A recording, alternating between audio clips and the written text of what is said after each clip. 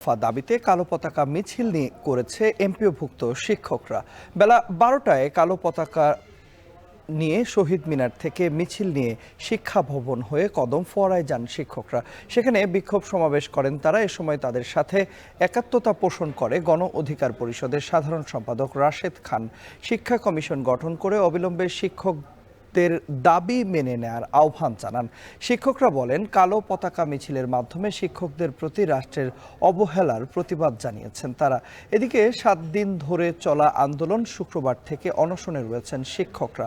পাশাপাশি দেশের প্রায় 30,000 এমপিওভুক্ত শিক্ষা প্রতিষ্ঠানে চলছে কর্মবিরতি। আমি রাজনৈতিক দলগুলোকে বলবো, আপনারা যদি সতর্ক না হন, সাবধান না হন, তাহলে দেশ কিন্তু একটা কালো অধ্যায়ের দিকে যাবে। আপনারা আমাদের পাশে দাঁড়ান। নির্বাচনের দায়িত্ব আমার 6 লক্ষ শিক্ষক কর্মচারী পালন করে কমিশন গঠন করে অনতিবিলম্বে শিক্ষকদের বেতন ভাতা বাড়াতে হবে।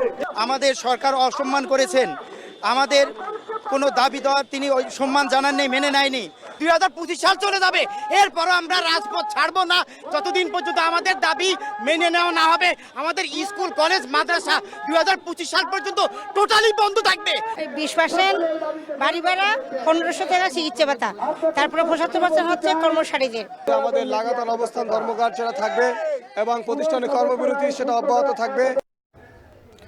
কালো পতাকা মিছিল শেষে শহীদ মিনারে অবস্থান করছেন এমপিওভুক্ত শিক্ষকরা। এ বিষয়ে বিস্তারিত জানাতে আমাদের সাথে যুক্ত হচ্ছেন সহকর্মী বাইজিদ সাদ। চলে যাচ্ছি সাদের কাছে।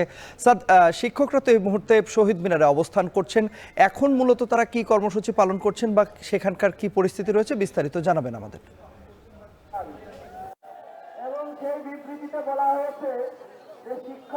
তাদের পূর্ব নির্ধারিত যে কর্মসূচি ছিল, অর্থাৎ আমরা ভিতরে নৈরাজ্য সৃষ্টি করেছি, কিন্তু আমাদেরকে পিটিয়েছে, আমাদের ভাইদেরকে আহত করেছে। এখন ঢাকা মেডিকেলে 4-5টা সেলাই নিয়ে আমাদের ভাইরা পর্যন্ত জীবিত যারা রয়েছে নৈরাজ্য আমরা করেছি। কালো পতাকা আমরা রাজা গোলাপের কর্মসূচিতে গিয়েছিলাম, সেখানে আমরা শান্তিপূর্ণ অবস্থানের বদলে হাঙ্গামা করেছি, বিক্ষোভ গাড়ি ভাঙচুর করেছি, সমাবেশ করে গণ অধিকার সভাপতি রাশেদ খান যোগ দিয়েছিলেন। তিনি একাত্মতা পোষণ করেছেন এবং তিনি বলেছেন, রাষ্ট্রের কাছে আহ্বান জানিয়েছেন রাষ্ট্রের কাছে আহ্বান জানিয়েছেন যে যেন একটি শিক্ষা কমিশন গঠন করে তাদের এই দাবি দেওয়া যেগুলো রয়েছে সেগুলো মেনে নেওয়া হয়, কেননা তাদের এই দাবিগুলো যৌক্তিক বলে তিনি উল্লেখ করেছেন। এর পাশাপাশি শিক্ষকরা বলছেন যে তারা আসলে কালো পতাকা মিছিল করার পেছনে মূল কারণ হলো তাদের যে দাবিগুলো ছিল সেই দাবিগুলো সরকার পূরণে ব্যর্থ হয়েছে এবং তাদের পর্যাপ্ত সম্মান দিতে ব্যর্থ হয়েছে, যার প্রতিবাদে কিন্তু তারা কালো পতাকা মিছিল করেছেন এবং সেটি শেষ হয়ে এই মুহূর্তে আসলে শিক্ষকরা শহীদ মিনারে অবস্থান করছেন। তারা আসলে পরবর্তী কর্মসূচি কী হবে, অর্থাৎ তারা কিন্তু জানিয়েছিলেন যে কালো পতাকা মিছিলের পরে এই যে অনশন চলছে এরপরও যদি সরকার প্রজ্ঞাপন না দেয়, অর্থাৎ তাদের যে 3টি দাবি রয়েছে 20% বাড়ি ভাড়া, 1500 টাকা স্বাস্থ্য ভাতা এবং 75% রয়েছে তাদের উৎসব ভাতা, এই 3টি দাবি যদি মেনে নিয়ে প্রজ্ঞাপন না দেয়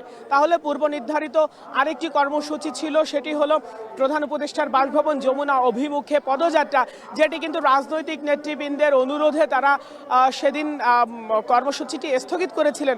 তবে এই মুহূর্তে আসলে মেনে যদি না নেওয়া হয়, অর্থাৎ এই যে কালো পতাকা মিছিল হলো এবং অনশন করছেন 100 জন শিক্ষক, এরপরও যদি আসলে যদি সে মেনে না নেওয়া হয়, সরকার যদি দাবি মেনে না নেয়, সেক্ষেত্রে তারা তাদের যে কর্মসূচিটি অর্থাৎ প্রধান উপদেষ্টার বাসভবন যমুনা অভিমুখে পদযাত্রা সেটি করবেন। তবে এখন পর্যন্ত কেন্দ্রীয় শিক্ষক নেতারা যারা রয়েছেন তারা এখানে আপাতত এখানে নেই, তারা এসে পরবর্তী কর্মসূচি ঘোষণা করবেন। শিক্ষকরাও আসলে সেই কর্মসূচির অপেক্ষায় রয়েছে, আমরাও সেই কর্মসূচির অপেক্ষায় রয়েছি। পরবর্তীতে যখন এটি জানানো হবে আমরা সেটি জানাতে পারবো। এই ছিল আমার কাছে সব শেষ।